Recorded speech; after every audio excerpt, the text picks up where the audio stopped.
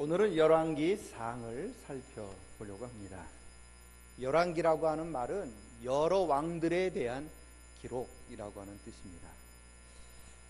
솔로몬의 아들 르호보암 시대에 이스라엘 왕국이 두 나라로 남북으로 우리나라처럼 갈라지지요.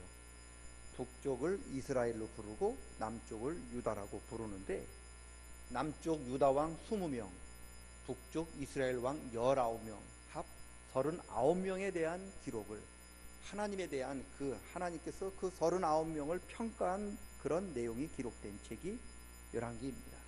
내용이 너무 길어서 열왕기상, 열왕기하로 나눈 건데 원래 한 권이었습니다. 내용은 다윗의 아들 솔로몬으로부터 시작해서 북쪽 이스라엘이 아수르에게 멸망당할 때까지, 남쪽 유다가 바벨론에 의해서 멸망당할 때까지의 역사를 기록하고 있는 책이 열왕기상, 열왕기하입니다. 열왕기를 읽으면서 저와 여러분이 이렇게 꼭 조심해서 살펴보아야 할 것 중에 하나가, 우리가 평가하는 평가 기준과 하나님께서 평가하는 평가 기준이 굉장히 다르다는 거예요.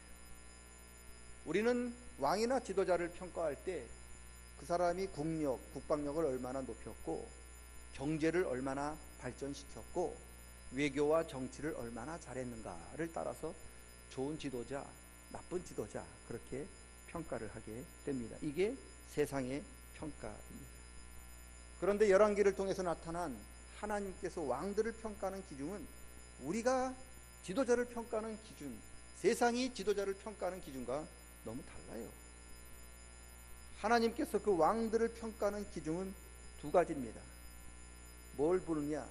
말씀을 보시고요, 믿음을 보시고요, 그 지도자가 얼마나 신실하게 하나님 말씀을 붙들고 있느냐, 그 지도자가 얼마나 믿음 안에 바로 서 있느냐를 가지고 그 지도자를 평가합니다.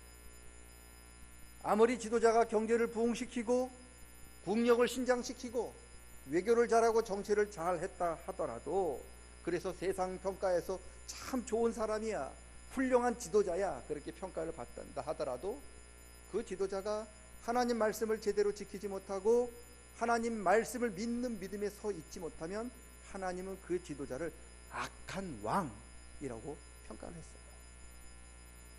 반면에 여러분, 제대로 정치를 잘 하지도 못했고, 그래서 나라가 괜히 힘들고 굉장히 어렵다 하더라도, 그 지도자가 진실한 마음으로 믿음을 지키고 하나님을 끝까지 말씀을 지키려고 노력하였다면, 하나님은 그 왕을, 그 지도자를 좋은 왕이라고 평가를 했다는 거예요. 대표적인 사람이 아합이에요. 그리고 여로보암 2세입니다. 여러분, 아합과 여로보암 2세 때 이스라엘 나라가 굉장히 큽니다. 솔로몬은 자기만 잘 살았어요. 자기만 부귀영화 누린 사람이죠. 그런데 아합과 여로보암 때는요, 이스라엘 전체가 잘 살았어요. 굉장히 경제가 부흥했고요, 국방력이 신장해서 그때 당시 아합과 여로보암 시대에 이스라엘 나라가 제일 컸어요. 땅. 그만큼 그렇게 굉장히 뛰어난 지도자였습니다. 여러분, 그런데 열왕기는 국방, 외교, 정치, 경제에서 세상 사람들의 관점에서는 가장 최우수 점수를 받아 마땅한 아합과 여로보암 2세에 대해서 뭐라고 평가하느냐? 악한 왕, 가장 나쁜 왕, 그렇게 평가를 내리고 있어요. 왜요? 알다시피 아합은 이세벨이라고 하는 왕비를 맞아들이면서 바알이라고 하는 우상을 이스라엘로 가지고 와요. 아합이 들여왔던 이 바알 우상 때문에 이스라엘이라고 하는 나라에 하나님을 믿는 신앙이 씨가 말라요. 이 바알이랑 우리가 잘 아는 엘리야랑 싸우잖아요. 엘리야가 하나님 앞에 뭐라고 탄식하느냐? 하나님, 이 이스라엘 땅에 하나님을 믿는 사람이 나밖에 없습니다. 그렇게 고백할 만큼 이 바알 때문에 하나님 믿는 신앙이 이스라엘에서 땅에 추락해요. 그 일을 한 사람이 아합이에요. 여로보암 2세는요, 경제를 굉장히 부흥시키는 왕이었어요. 그런데 경제를 부흥시킨다고 하는 이유로 힘없고 가난하고 과부와 객과 고아처럼 사회적으로 연약한 사람들을 착취하고 억압한 사람이죠. 경제를 부흥한다고 하는 이 여로보암 이사 시대에 우리가 너무나 잘 알고 있는 이사야, 호세야, 아모스, 미가라고 하는 선지자가 나와서 정의를 물처럼 공의를 하수처럼 흘려라 라고 그렇게 지도자들을, 왕에 대해서 하나님의 심판을 선포한 것은 그게 우연이 아닙니다.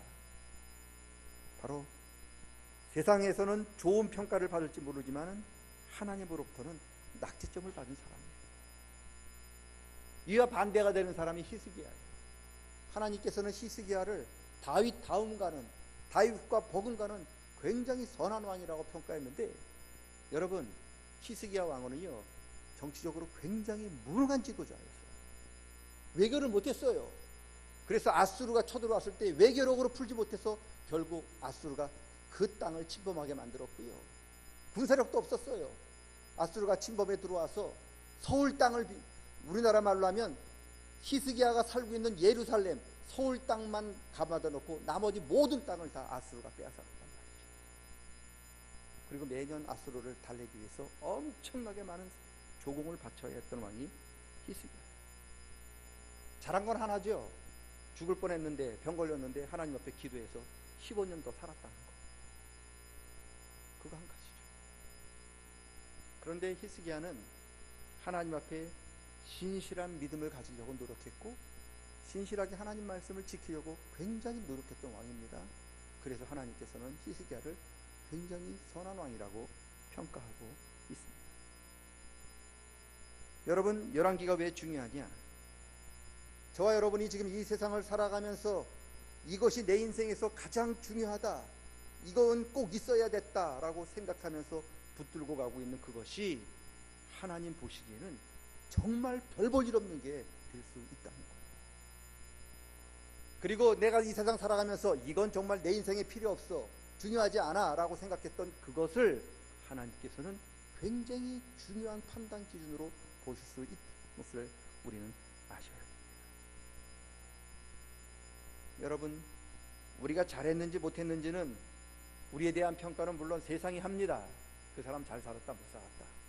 우리가 이 세상을 떠나면 사람들이 다 얘기합니다. 아, 그 사람 참 아깝다, 아까운 사람 죽었네, 그렇게 평가하기도 하고, 왜 이제 죽었냐, 진작 죽어야 되는데, 그렇게 평가하는 사람도 있어요. 세상에 우리를 평가합니다. 그러나 더 중요한 것은 우리는 그리스도인은 하나님의 평가가 가장 중요하다고 여기는 사람들입니다. 세상이 아무리 저와 여러분을 잘 살았다, 저 사람 훌륭하다 그렇게 평가해도 하나님께서 저와 여러분 보시고 이 악하고 게으른 놈아, 게으른 종아 그렇게 평가하면 저와 여러분이 지금까지 쌓아 올렸던 모든 것들이 다 헛수고라는 거예요. 열왕기는 그걸 얘기하고 있습니다. 여러분, 내 기준이 중요한 게 아니라, 세상 기준이 중요한 게 아니라 하나님의 기준이 중요하다고 말씀하고 있습니다. 그래서 지금 우리가 이 세상을 살아갈 때 하나님께서 저와 여러분에게 무엇을 하기를 원하시고 어떤 길을 걸어가기를 원하시는가를 끊임없이 찾아야 한다고 열왕기는 우리에게 말씀하고 있습니다. 자기는 잘했다고 이야기하는데, 자기는 잘 살았다고 이야기하는데 하나님이 아니야, 나 너 몰라, 너 그 길 아니야, 너 왜 거기 갔어, 그렇게 이야기하면 안 된다는 거예요. 이게 열왕기. 그래서 열왕기는요, 내 기준 중심하지 말아라는 거예요. 하나님 기준을 따라 살으라고 가르치는 겁니다. 우리는 내 기준에 따라 심판받는 게 아니라 하나님의 기준으로 심판을 받게 되는 거예요. 그래서 하나님의 기준을 아는 것이 중요한데, 그걸 열왕기가 말씀하고 있는 거죠. 39명의 왕을 한 사람 한 사람 이름을 거론하면서 이 사람은 하나님 보시기에 이래서 안 됐고, 저 사람은 하나님 보시기에 이래서 좋았다. 그걸 끊임없이 반복해서 가르쳐주고 있는 거예요. 그게 열왕기입니다. 바라기는 내 기준이 중심이 아닌 하나님의 기준을 깨닫고 하나님 기쁘시게 해드리는 복 있는 성도들 되시기를 축원합니다. 오늘 우리가 솔로몬을 살펴볼 터인데, 솔로몬을 살펴보는 이유도 바로 이와 같은 이유죠. 솔로몬 하면 떠오르는 게 몇 가지가 있는데, 제일 먼저 지혜가 떠오르죠. 세상에서 가장 똑똑한 사람 솔로몬이죠. 예수 믿는 사람도 솔로몬이라고 얘기하고 예수 믿지 않는 사람도 똑똑한 사람 누군지 아냐 그러면 솔로몬이라고 이야기를 해요. 그만큼 유명한 사람입니다. 이스라엘에서 솔로몬에게 지혜를 능할 사람이 없고요. 그래서 에디오피아 시바라고 하는 곳에서 2000km가 넘는 그곳에서 솔로몬의 지혜의 한마디 들으려고 여왕이 엄청나게 많은 보물을 싸들고 솔로몬의 지혜의 말 한마디 듣기 위해 왔다는 것입니다. 그리고 그 말 듣고 기쁨으로 본국으로 돌아갔다고 하는 기록이 있습니다. 솔로몬 지혜의 임금이죠. 두 번째 솔로몬 하면 떠오르는 게 부유함이죠. 이스라엘 왕들 중에서 솔로몬보다 더 풍족하고 더 부유하게 살았던 사람이 없습니다. 부귀영화 다 누린 사람입니다. 얼마나 누렸느냐? 성경에 보니까 솔로몬 시대에는 금이 너무 많아서 은을 길가에 굴러다니는 돌덩이처럼 여겼다. 그만큼 부유했습니다. 이게 솔로몬이죠. 솔로몬 하면 또 떠오르는 게 여인이죠. 오늘 성경에 보니까 후궁이 700이고 첩이 300이죠. 1000명의 여인을 거느리고 살았던 사람입니다. 지혜, 물질, 여인, 한마디로 인간이라면 누리고 싶은 것들을, 인간이 누려야 할 모든 것들을 다 누리며 살았던 사람이 솔로몬이죠. 솔로몬이 자기가 지은 전도서에도 내가 사람이 누려야 할 모든 것들을 다 누려본 적이 없다. 나만 그거 다 누려봤는데 생각해보니까 그것도 헛되다. 그렇게 고백하고 있는 게 전도서예요.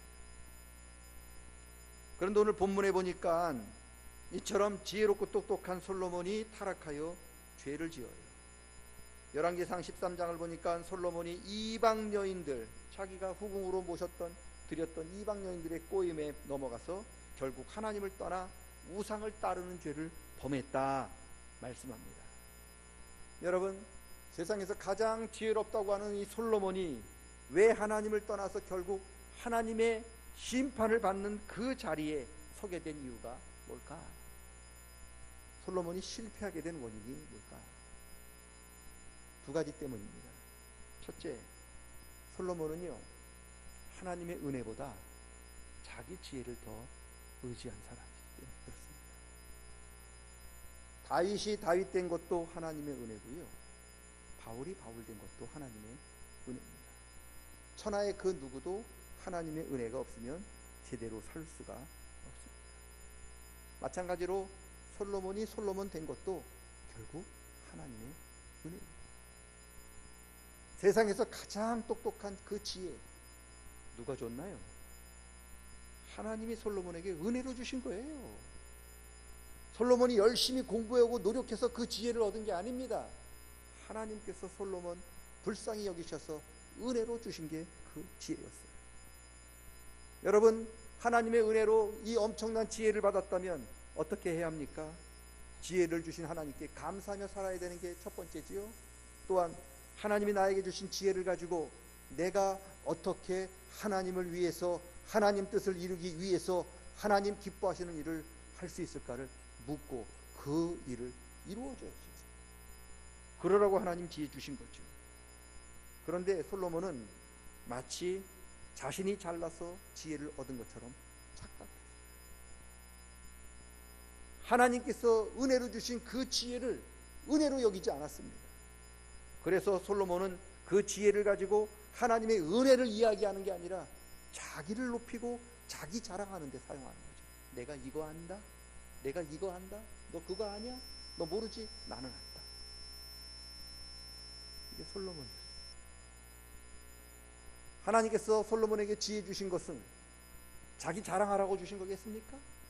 자기를 높이라고 주신 거겠습니까? 아니죠. 그 지혜로 하나님의 그 뜻을 구하라고 주신 거겠죠. 그런데 결국 솔로몬은 하나님의 은혜를 말하지 않고 결국 하나님을 높인 것이 아니라 자기 자신을 높이고 자기 자랑하는 데 그쳤던 거죠. 이게 솔로몬 이야기입니까? 아닙니다. 우리 이야기입니다. 저와 여러분도 하나님의 은혜를 받고 그 받은 은혜에 우리가 감사하지 못하고 그 받은 은혜를 제대로 우리가 잘 간직하지 못하면 그 은혜로 하나님을 위해서 사용하지 않고 하나님의 뜻대로 사용하지 않고 결국 자기 욕심대로 내가 원하는 그 길들을 구하면 솔로몬처럼 우리도 은혜를 그렇게 사용하게 될 수 있다라는 거예요. 세상에서 가장 지혜로운 솔로몬도 은혜를 잊어버리면 이렇게 타락했는데, 솔로몬의 반도 못한 우리들이 은혜를 잊어버리면 얼마나 더 타락할 수 있겠습니까? 여러분, 하나님의 은혜를 은혜로 여기고 하나님의 은혜를 자랑거리지 여기지 않고 하나님의 은혜를 은혜로 여기는 사람이 가장 복 있는 사람입니다. 하나님의 은혜로 자기 욕심을 이루지 않고 하나님의 은혜로 하나님의 뜻을 구하며 하나님을 위하여 사용하는 사람이 착하고 충성스러운 청지입니다. 내가 나된 것은 모두 하나님의 은혜입니다. 은혜가 없으면 저와 여러분은 정말로 아무것도 할 수 없습니다. 그래서 은혜를 귀히 여기시고 은혜에 감사하셔야 되는데, 은혜를 귀히 여기시고 감사하시는 저와 여러분 되시기를 축원합니다. 솔로몬의 실패의 원인, 은혜로 여기지 못했어요. 둘째, 솔로몬이 실패한 원인은 솔로몬은 하나님의 말씀보다 자기 지혜를 더 의지하였습니다. 2절 보세요. 하나님께서 말씀하십니다. 이방 여인을 드리지 말라. 그들이 너희 마음을 돌이켜 이방 우상을 따르게 하리라. 그렇게 경고하셨습니다. 그런데 솔로몬은 하나님 말씀을 듣지 않았습니다. 오히려 이방 여인을 더 사랑했다 말씀하시죠. 너무 답답하셨던 모양입니다. 하나님께서 9절 10절 말씀 보니까 솔로몬이 하나님 말씀을 듣지 않고 떠나니까 하나님이 솔로몬에게 2번 나타나셔요. 2번. 그리고는 말씀하십니다. 나를 떠나지 마라. 이방 우상에게 돌아가지 마라. 그렇게 2번 경고하십니다. 그런데 결국 어떻게 됐습니까? 솔로몬은 더 이상 하나님 말씀을 듣지 않았다. 왜 솔로몬이 하나님 말씀을 듣지 않을까? 자기 지혜를 믿었죠. 내 지혜로 이 모든 것들을 자기 마음대로 조절하고 컨트롤할 수 있다고 그는 믿었어요. 이처럼 자신이 천하에서 가장 똑똑한 사람이라고 생각했기 때문에 누구의 말도 듣지 않았어요. 내가 너보다 똑똑한데 무슨 충고질이야. 너 이거 알아? 모르지. 난 다 알아. 근데 어디서 감히 나한테 충고질이야. 그렇게 솔로몬이었어요. 주위에 있는 신하들 말 듣지 않았어요. 왜요? 내가 너보다 똑똑한데. 심지어 하나님 말씀 듣지 않았습니다. 왜요? 자기 지혜가 하나님 말씀보다 더 낫다고 생각했습니다. 솔로몬의 아버지 다윗은요, 다윗이 그릇된 길을 가고 실수하여 잘못된 길을 나아갈 때 옆에서 다윗에게 왕이시여 바른 길을 가십시오, 그렇게 충고해 주는 사람이 있었어요. 다윗이 밧세바와 불륜을 저지를 때 다윗 한편 나가서 왕이 지금 하고 있는 일은 하나님 보시기에 나쁜 길입니다, 회개하셔야 됩니다라고 그렇게 부르짖었던 나단이 있었어요. 다윗이 미쳐서 인구조사를 할 때 왜 이렇게 하나님 기뻐하시지 않는 일을 백성들에게 시키느냐고 하면서 다윗에게 그렇게 하면 안 된다라고 충고했던 다윗의 조카 요압이 있었어요. 물론 다윗이 요압 말 안 듣고 망했습니다.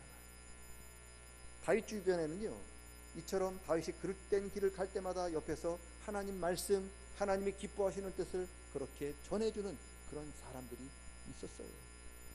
그런데요, 솔로몬이 그릇된 길로 나아갈 때 충고해 줄 사람이 없었습니다. 왜요? 솔로몬 자신이 천하에 그 누구보다 똑똑한데 내가 누구의 말을 듣겠냐? 네 말? 너보다 내가 더 똑똑해. 너 이거 알아? 난 그거 알아. 근데 어디서 감히 그렇게 했다는 거야? 누가 충고해도 듣지 않았습니다. 솔로몬에게 하나님 말씀을 전해줄, 그리고 충고해줄 지혜롭고 충성스러운 사람들이 다 솔로몬을 떠나게 됩니다. 솔로몬 주변에는, 그래서 한마디로 솔로몬은 자신만 똑똑하다고 생각하는 독불장군이에요. 아무 말도 듣지 않습니다. 심지어 하나님 말씀도 듣지 않습니다. 솔로몬이 실패한 원인은 2가지입니다. 하나님이 주신 은혜보다 자기의 지혜를 더 의지했기 때문이고, 하나님의 말씀보다 자기의 지혜를 더 신뢰했기 때문에 망한 거죠. 여러분, 하나님의 은혜가 없으면 더 이상 하나님의 은혜는 은혜가 아니라 자기 자랑거리에 불과해요. 나 이런 거 할 수 있다, 나 이런 거 받았다, 자기 자랑에 불과합니다. 하나님의 은혜가 없으면 지혜는 더 이상 지혜가 아니라 자기 소견에 불과한 거예요. 그 사람 생각에 불과한 거죠. 사사기에 이스라엘 백성들이 자기 소견에 옳은 대로 행했다는 게 무슨 뜻입니까? 그 시대에 하나님이 없었다는 소리죠. 바로 솔로몬이 사사기 시대로 돌아간 사람이었어요. 여러분, 바울 사도가 말씀합니다. 하나님의 미련한 것이 인간들이 가장 똑똑한 것보다 더 낫다. 자기가 암만 똑똑해도 우리 인간이 아무리 지혜로워도 하나님만 못하다. 그래서 바울은 자기 지혜를 신뢰하지 않았어요. 끝까지 하나님 말씀 붙들 수 있었습니다. 반면에 솔로몬은 자기 지혜를 믿고 하나님 말씀을 버렸습니다. 여러분, 솔로몬이 솔로몬 된 것 결국 하나님의 은혜였는데 그가 하나님의 은혜를 잊어버리니 결국 그 하나님 말씀을 버리게 된 것입니다. 하나님의 은혜를 은혜로 여기는 저와 여러분 되시기를 축원합니다. 하나님의 말씀을 저와 여러분의 지식, 우리가 알고 있는 경험, 그것보다 더 귀하게 여길 수 있기를 축원합니다. 이 두 가지를 갖고 있으면 하나님의 은혜를 귀히 여기고 하나님의 말씀을 귀히 여기는 사람 결코 하나님 버리시지 않습니다. 끝까지 하나님이 쓰시는 귀한 주님의 종이 될 줄로 믿습니다. 은혜를 귀하게 여기고 자신의 지혜보다 하나님 말씀을 더 우선하는 복 있는 성도 다 되시기를 주님의 이름으로 간절히 축원합니다. 따라합니다. 은혜가 우리의 지혜보다 더 귀합니다. 은혜가 우리 지혜보다 더 귀합니다. 이 마음을 평생 간직할 수 있기를 축복합니다. 따라합니다. 말씀이 우리의 지혜보다 더 귀합니다. 은혜가, 하나님의 말씀이 우리의 지혜보다 더 귀하다고 믿을 때 하나님은 저와 여러분에게 계속해서 은혜와 지혜를 부어 주실 줄로 믿습니다. 하나님 아버지, 은혜가 우리의 지혜보다 귀하다고 고백했습니다. 말씀이 우리의 지혜보다 더 귀하다고 고백했습니다. 은혜를 은혜로 여기고 귀하게 여기며 감사하는 저희들 되게 도와주시고 하나님 말씀을 천하의 그 무엇보다 우선하며 귀하게 여길 수 있는 저희들 되게 도와주시옵소서. 하나님의 은혜 아니면 우리의 지혜 아무 쓸모 없습니다. 하나님의 은혜가 아니면 우리가 갖고 있는 모든 재능 다 헛수고에 불과할 뿐입니다. 은혜를 베풀어 주시옵소서. 은혜 붙드는 저희들 되게 도와주시옵소서. 예수님의 이름으로 기도드리옵나이다. 아멘. 다 같이 일어서셔서 315장 찬양하겠습니다.